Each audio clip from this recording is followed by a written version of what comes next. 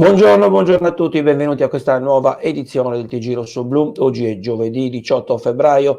Iniziamo l'edizione odierna del notiziario parlando dei dati sul coronavirus, diventati 40.438 i casi di positività al Covid-19 in Sardegna. Nelle ultime 24 ore l'unità di crisi regionale ha infatti fatto registrare 109 nuovi casi. In totale sono stati eseguiti quasi 710.000 tamponi e l'incremento complessivo è di 2.659 test rispetto al dato precedente. Il rapporto casi positivi tamponi eseguiti segna per l'isola un tasso di positività dello 4,4%. Si registrano altri 9 decessi, mentre sono 302 i pazienti attualmente ricoverati in ospedale in reparti non intensivi. Sono invece 29 i pazienti in terapia intensiva. Le persone in isolamento domiciliare sono 13.327, i guariti sono complessivamente 25.462, mentre le persone dichiarate guarite clinicamente nell'isola sono attualmente 230. Sul territorio dei 40.438 casi positivi complessivamente accertati, 9.480 sono stati rilevati nella città metropolitana di Cagliari, 6.478 nel sud Sardegna, 3.434 a Oristano, 8.087 a Nuoro e 12.959 a Sassari. E parliamo ancora della querela, della vicenda legata ai giganti di Monteprama. Il Museo Civico Giovanni Marongio di Cabras non riaprirà le porte ai visitatori. Alla vigilia della scadenza dell'ordinanza emanata il 9 febbraio, il sindaco Andrea Abis ha firmato un nuovo provvedimento che entrerà in vigore oggi sino a giovedì 25 febbraio, che ancora una volta vieta a chiunque l'accesso alle sale espositive all'interno delle quali sono custoditi i preziosi reperti del patrimonio scultoreo rinvenuto a Monteprama. A oggi non risultano atti, accordi o impegni scritti tra le parti tali da determinare con sicurezza una risoluzione chiara della vicenda. Queste le parole del primo cittadino di Cabras, per cui la decisione di confermare la chiusura del museo. L'attenzione mediatica sulla questione ha amplificato il dissenso da parte della cittadinanza sull'iniziativa della soprintendenza, prosegue Abis.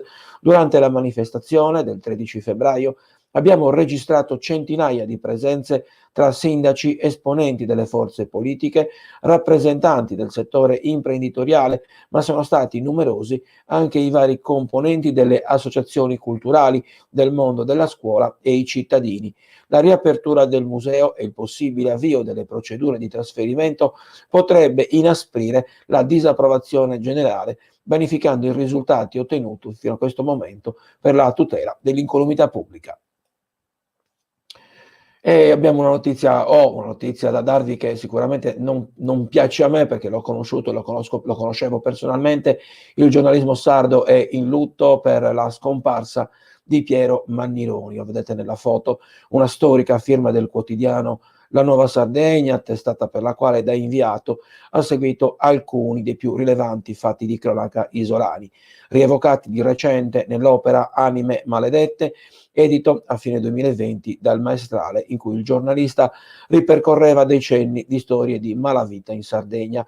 Nuorese, 67 anni, da anni trapiantato a Sassari, andato in pensione nel 2015, di fatto non aveva mai lasciato la scrittura e aveva continuato a coltivare la passione per la professione giornalistica, rendendosi autore anche di recente di attualissime riletture, sempre sulle pagine della Nuova Sardegna, degli eventi che durante la sua lunghissima carriera hanno attraversato l'isola e ne hanno modificato l'identità, compresa quella criminale. Impegnato nel sindacato dall'88 al 92, è stato anche presidente dell'Associazione della Stampa Sarda. Dall'inizio dell'anno le sue condizioni di salute erano state messe a dura prova dal Covid-19, ma dopo il ricovero e la fase sintomatica più critica sembrava essersi ristabilito. Nelle ultime ore il quadro clinico purtroppo è precipitato a causa di ulteriori complicazioni. Persona sobria e garbata, misurata e sensibile, lascia un grande vuoto in chiunque l'abbia conosciuto personalmente o anche solo potuto apprezzare come professionista. Piero Mannironi lascia la moglie Daniela Scano, lei caporedattrice attuale della Nuova Sardegna, e 3 figli, Bianca, Antonio e Claudia.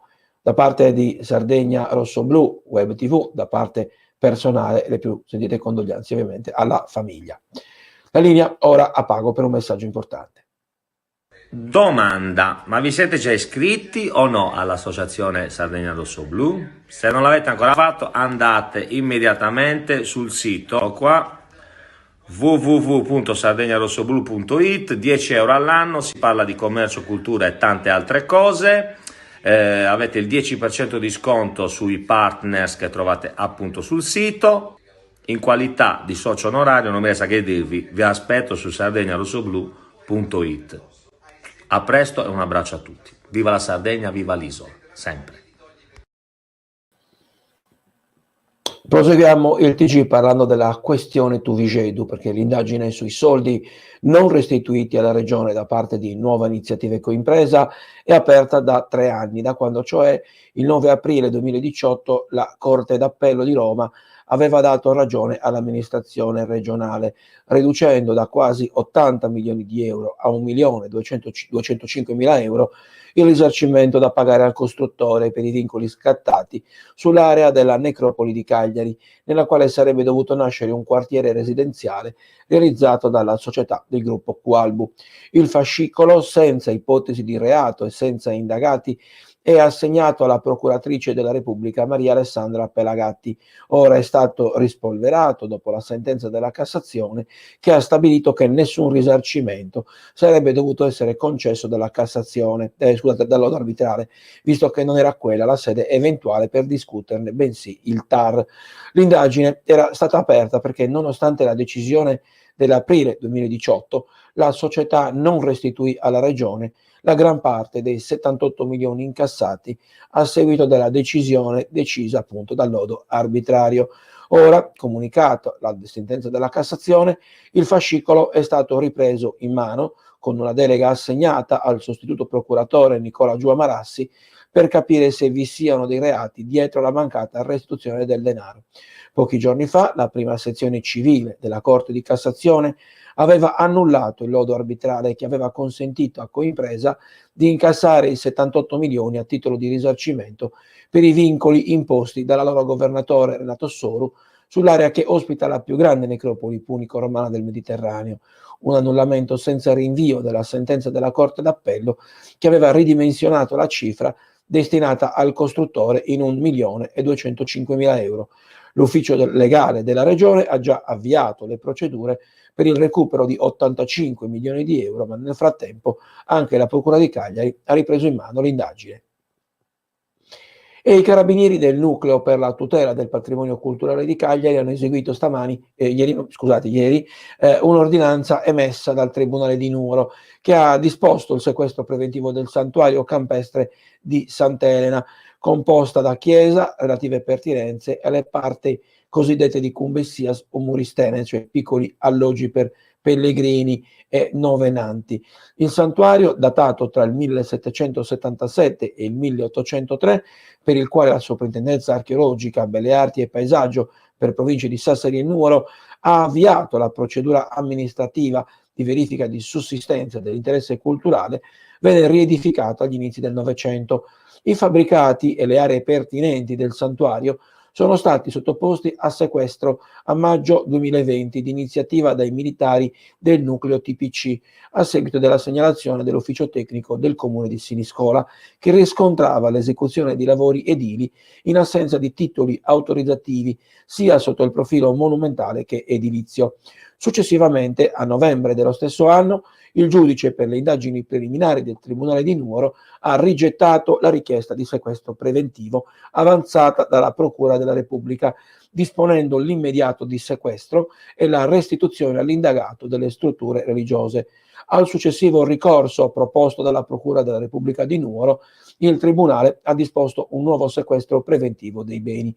Una persona è stata segnalata alla Procura della Repubblica per i reati di opere illecite e opere eseguite in assenza di titolo abilitativo valido. Bene, era questa l'ultima notizia del TG di oggi. Io vi ringrazio per l'attenzione, vi do appuntamento alle prossime edizioni. Buon giovedì a tutti.